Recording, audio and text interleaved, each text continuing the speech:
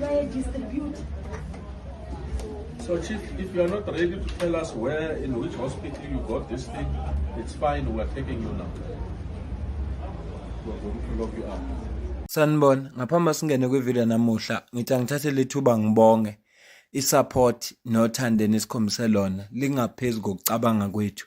Siyacela niqhubeke nisisupport njalo ngokubuka amavideo ethu, ungakhohlwa ukukhomenta, ushare, ulike. Siyafisa ukuzwa umbono wakho. Sicela ke singene kwivideo namuhla. Ubunye bobugebengu obukhona kodwa bengingabunakile mina yilokhu kokudayiswa kwama-ARVs neminye imithi isuswe la kulezwe lethu iyodayiswa amazweni angaphandle. Futhi bengiqala ukuzwa kula maviki aphelile ukuthi kanti inyawupe ibuye ikhandwe nangawa ama-ARVs. Uma ngikhuluma-ke ngenyawupe kwabangazi ngikhuluma ngalento okuthiwa iwunga lena ebhenywa odadewethu nabafowethu zey'ngane zenu abazukulu benu. Iy'nsuku ezedlule sikhulume ngebhasi eliya eMalawi naseZimbabwe elibanjwe nenqwaba yemithi ebekubonakala ukuthi isuka la eSouth Africa iyothengiswa emazweni angaphandle. Nemvume futhi yokuthi le mithi engake ibe khona bebengenayo abantu abebeyiphethe. Okukhombisa khona ukuthi lobu bugebengu obukhona ngempela futhi obenzekayo.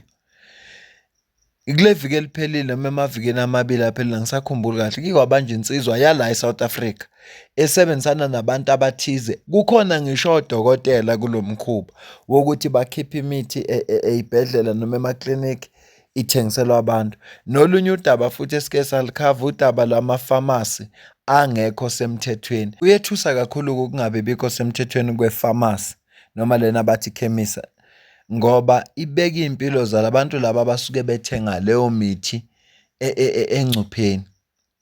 Okokuqala nje awuyazi noma le mithi ilokhu phakathi kule bhodlela ozolithenga wena kunalento le oyaziyo noma izobe ingekho noma imithi kwayona bayithola kanjani. Kuningi nje okwenzeka kulezwe. Nake manje sizokhuluma ngalolo daba. 3 Ugandan nationals arrested in Danville for performing illegal 6-month abortions and selling ARVs.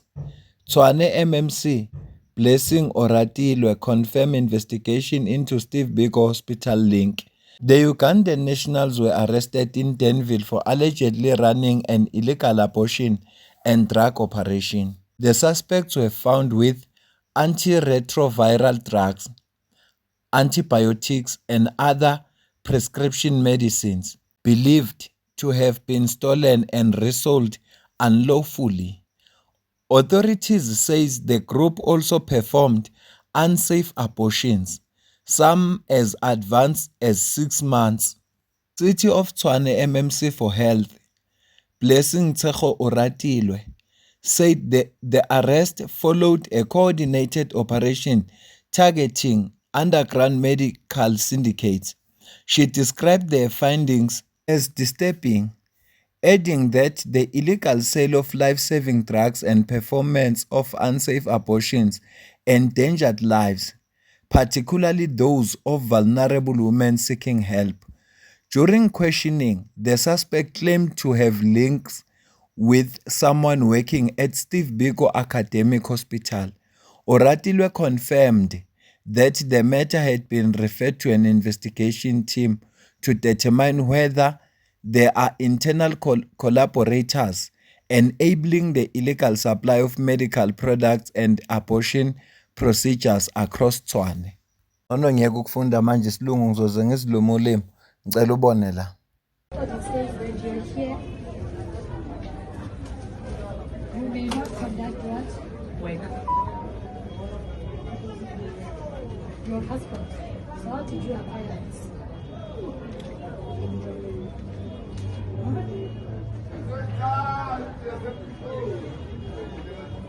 Are you giving justification?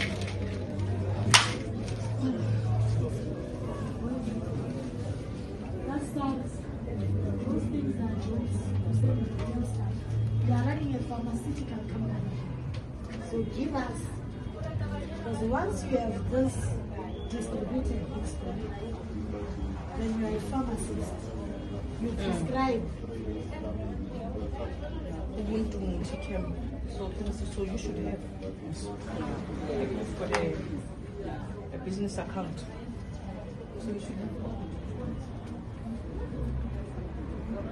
Are you a pharmacist? So when you sell these things, how do you prescribe? At Google, I asked you. You Google, yes, Google. So you have a list of patients that comes to you. Once in a while. What is this? What is this? Loud. Say that. Are you supposed to be in possession of it?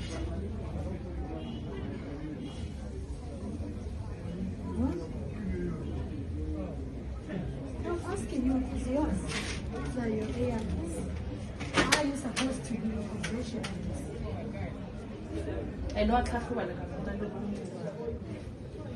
So how do we close the 1.1 million gap of HIV? Where else there are people that come to you and we can't trace them? Because you are assisting us to do our job. How are we supposed to know your clients?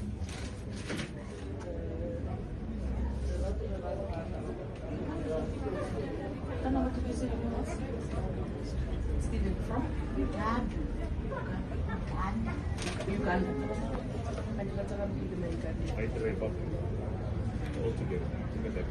So the guy who came here earlier to buy the abortion kits, are you guys friends?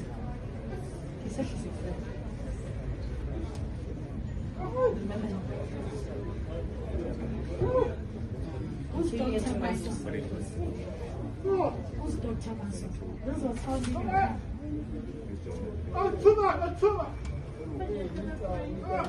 athi ngicaphunela ivideo yesibili ngizophawula mina emveni kwalama video into engizonza nje ngizokufakela lama video uzibonele futhi nje engingakutshela khona mahala ngingakhokhisanga lutho nina nisenayo country nina aninayo cela ubone la.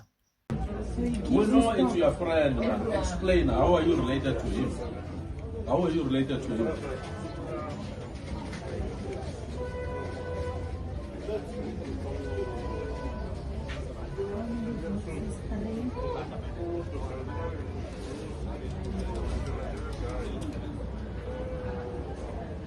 Let me see, don't forget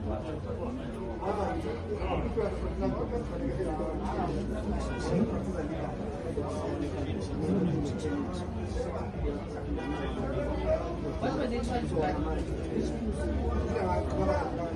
These pieces. These were they trying to buy? So this one gets one of these ones sending the number plate.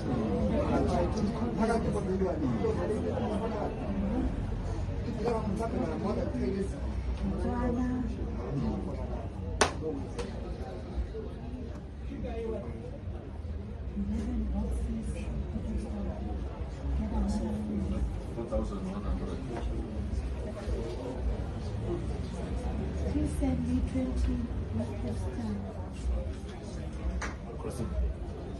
No, they wonder you are the mastermind. You are the mastermind. All these people are asking stuff from you. Yeah, from you. All these people, you are a distributor. So, Chief, if you are not ready to tell us where, in which hospital you got this thing, it's fine. We're taking you now. We're going to lock you up.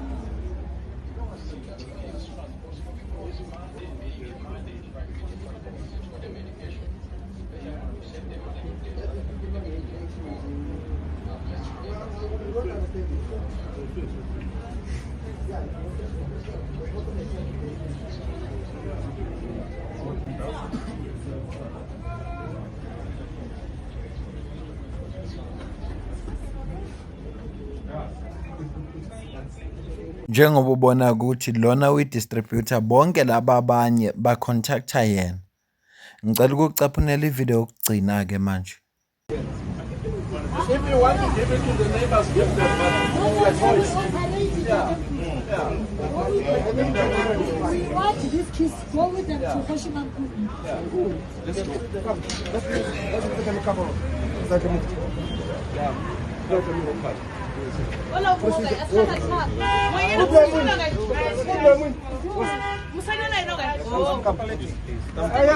It's a procedure. It's a procedure, boss. It's a procedure. It's a procedure.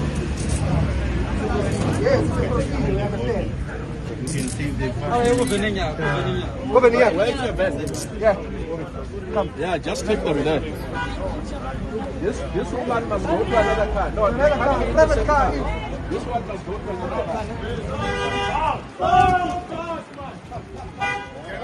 Where you are going? Hey, enter the back. You want to drive nice. And then where's your cell phone?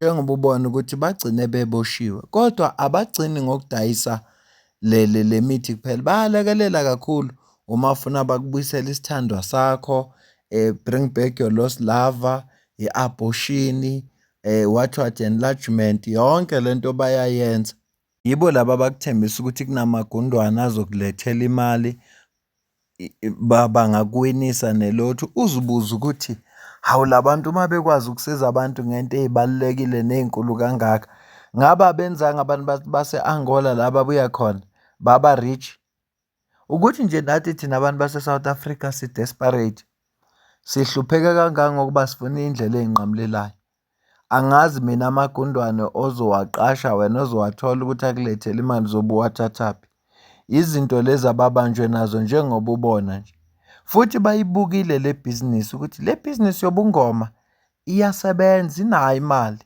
inawo ngempela imali le business yobungoma ingakho-ke benza lezi zinto uhlangane nabantu bekunika amaphepha emgwaqweni kuthi nakho uma ufuna usizo yabona mina angibhuli ne kodwa uma ngathiwa ngiyobhula ngingaprefera ukuya kumuntu ngoba ngilayelwe umuntu ngaleso zathi lowo muntu ozobe ngilayela uzobe emazi lowo muntu ngoba wake wamsiza noma wasiza umuntu aseduze naye noma asondelene naye hhayi lo ukuthi kuqhamuka umuntu azimakethe nje athi mina ngenza ukuthi bese uyakuye izimo lezi-ke ey'khona la e-South Africa bafike bathatha i-advantage yokuthi bayababona abantu base-South Africa ukuthi abananhlahla so bona bazokhandela abantu base-South Africa inhlahla ngoba bakhandela abantu basemazweni akubo kanti ama-ARVs awathathwa atholakali mahhala na eklinikhi ukuthi ngaze kuthiwa ayothengwa lapha or okanye khona abantu abanamahloni okwalanda eklinikhi bese bekhetha ukuthi bazithengele wona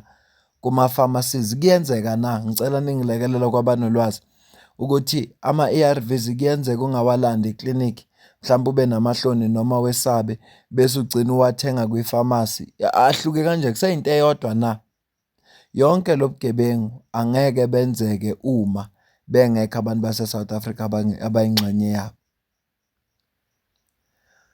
njengoba ubonile labantu-ke bayabhula bathengisa iy'washo bathengisa imithi babuyisa isithanda somuntu esilahlekileyo bayalekelela ngama-abortion noma ingane isina-6 months uzithwele bayakulekelela ngakuthi usikhiphe leso sisu what you call enlargement enlargement bayayenza ziningi nje izinto abazenzayo nanokuthi ube nenhlanhla uwine nelotho bayakwenza kodwa bona abanamali bafuna wena bakhokhele ya kuningi nje kuningi ngempela angiyibambe le video bengithi ngizofaka iy'ndaba zibembile kodwa ngenxa yodaba lolu eselivele lalide kakhulu angeke ngisakwazi ukufaka olunye udaba asiyibambe le video ngicela ukuze ukuphawula kwakho la comment section ngizwe wena ukuthi ubona kanjani kuyonke lento esikhuluma ngayo ngale kwalokho mina nawe sidibane kwivideo elandelayo ungakhohlwa ukusubscribe ushare ucommente olike ungasisupport ukuba imember le channel qala ku-R40 ngenyanga ngiyaphezulu ungasisupport ukusidonatela noma ngamalini ikhona i-account kwi-comment ephiniwe mina nawe sidibane kwivideo elandelayo ngiyabonga